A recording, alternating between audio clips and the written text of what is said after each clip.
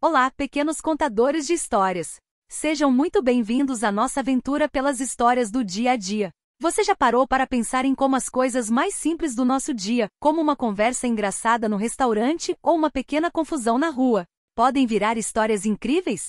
Tudo isso pode se transformar em uma crônica. Hoje vamos mergulhar nesse gênero textual que transforma o comum em algo especial. Descobrir seus segredos e aprender como a língua portuguesa nos ajuda a contar essas histórias de um jeito único. Preparados para essa viagem? O que é uma crônica? Pense nela como um olhar atento sobre o nosso dia a dia. A crônica é um texto curto que conta fatos e acontecimentos do nosso cotidiano, aquelas coisas que parecem comuns, mas que quando a gente olha bem, podem ser engraçadas, emocionantes ou nos fazer pensar. Ela não é uma notícia super séria, mas também não é uma história totalmente inventada. É um jeito especial de transformar um pedacinho da vida real em uma narrativa que nos faz rir, refletir ou até mesmo nos emocionar. É um retrato rápido e literário do que vivemos todos os dias. As crônicas têm algumas características que nos ajudam a identificá-las rapidinho. Primeiro, a temática é sempre o nosso dia a dia, coisas que podem acontecer com a gente. Segundo, elas são textos curtos feitos para serem lidos rapidinho. Terceiro, geralmente tem poucos personagens, e muitas vezes eles não são nomeados, para que a gente se identifique mais facilmente com a situação. Quarto, o narrador. Quem conta a história geralmente só observa, ele não participa do que está acontecendo. E por último, o propósito da crônica é nos divertir, nos fazer rir ou nos fazer pensar sobre algo. É um gênero super leve e gostoso de ler. Vamos começar com uma crônica super divertida chamada No Restaurante. Ela nos conta a história de um pai e sua filha, carinhosamente chamada de Coisinha, que estão em um restaurante. O pai, todo carinhoso, sugere que a filha peça camarão. Mas a Coisinha já tinha o seu próprio plano, ela queria lasanha. E essa pequena batalha de vontades vira uma situação super engraçada com o pai tentando convencer a filha e a filha firme em sua decisão. É uma cena que parece tirada do nosso dia a dia, com a qual muitos pais e filhos podem se identificar, não é? E como essa batalha de vontades terminou? A Coisinha não desistiu da lasanha. E o pai, para resolver a situação e garantir a alegria da filha, pediu uma fritada de camarão para ele e lasanha para ela. Ele até comentou com um sorriso bem alimentado, que estava tudo ótimo e que no próximo sábado poderiam repetir. Essa expressão, sorriso bem alimentado, é super legal, porque não significa que ele comeu muito, mas que estava satisfeito e feliz com o resultado. Uma crônica que mostra o amor entre pai e filha em uma situação super comum, mas com um toque de humor. Agora vamos para outra crônica, Fuga. Essa história é sobre um pai que está trabalhando quando o filho começa a empurrar uma cadeira, fazendo barulho. O pai pede para ele parar e o menininho, cheio de si, responde: "Eu vou embora." E o que acontece? O pai, distraído, não percebe o filho juntando seus pertences, um caminhãozinho de plástico, um pedaço de biscoito, uma chave e outros pequenos objetos. E o menininho realmente sai de casa, correndo pela rua com sua pequena trouxinha. A crônica nos mostra a preocupação do pai e a ação inesperada do menino, que parece estar em uma grande aventura. A crônica Fuga atinge seu ponto alto quando o pai, finalmente percebendo o perigo, grita: "Meu filho, cuidado!" O menininho, em sua fuga corajosa e determinada, estava prestes a atravessar uma avenida e quase é atingido por um ônibus. Essa crônica, embora não seja engraçada como a do restaurante, nos emociona e nos faz refletir sobre a preocupação dos pais e as aventuras e perigos da infância. Ela mostra como o cotidiano pode ser cheio de momentos inesperados e intensos, e como o amor paterno é forte. Para entender bem uma crônica ou qualquer texto, a gente precisa ser um bom detetive. É preciso interpretar o texto, buscando as pistas que o autor nos deixou. Pergunte-se: quem são os personagens? Eles têm nome? Onde a história acontece? Qual é a situação principal, o conflito ou o momento mais interessante? E os diálogos, as falas dos personagens, para que servem? O que eles nos mostram? Por fim, qual é o propósito do texto? O que ele quer nos transmitir ou provocar em nós, leitores? Responder a essas perguntas ajuda a entender cada detalhe da história. Agora vamos desvendar um segredo da língua portuguesa que ajuda a dar sentido às nossas frases, as preposições. Elas são como pequenas pontes entre as palavras. As preposições são palavras que ligam uma palavra à outra, estabelecendo uma relação entre elas. Por exemplo, na frase "o livro de Maria", o de liga livro a Maria e nos mostra que o livro pertence a Maria.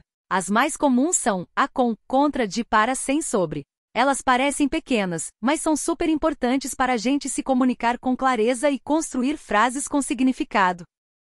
As preposições não só ligam, como também dão diferentes sentidos às frases. Por exemplo, a preposição de pode indicar assunto, falamos de animais, lugar de origem vindo de São Paulo ou matéria, mesa de madeira. A preposição com indica companhia, fui com meu amigo. A sem indica ausência, fiquei sem açúcar. A contra indica oposição, jogamos contra o time. E a para indica direção, vou para a escola. Viu como uma palavra pequena pode ter tantos significados diferentes e mudar o que a frase quer dizer?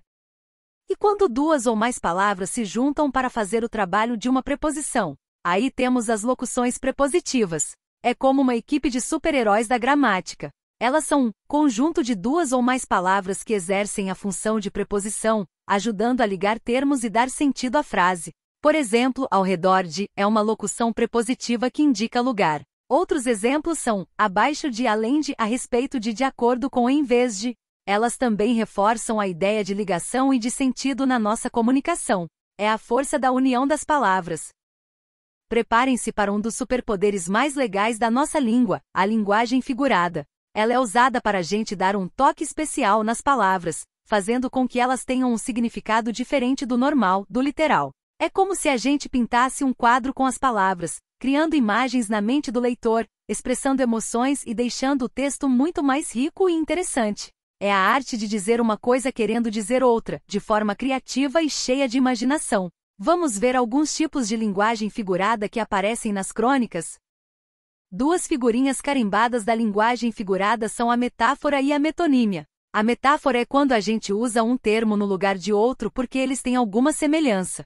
Por exemplo, na frase ele é um coração bondoso, não significa que ele é um órgão, mas que ele é uma pessoa muito bondosa. Já a metonímia é quando a gente troca um termo por outro com o qual ele tem uma relação de proximidade, mas não de semelhança.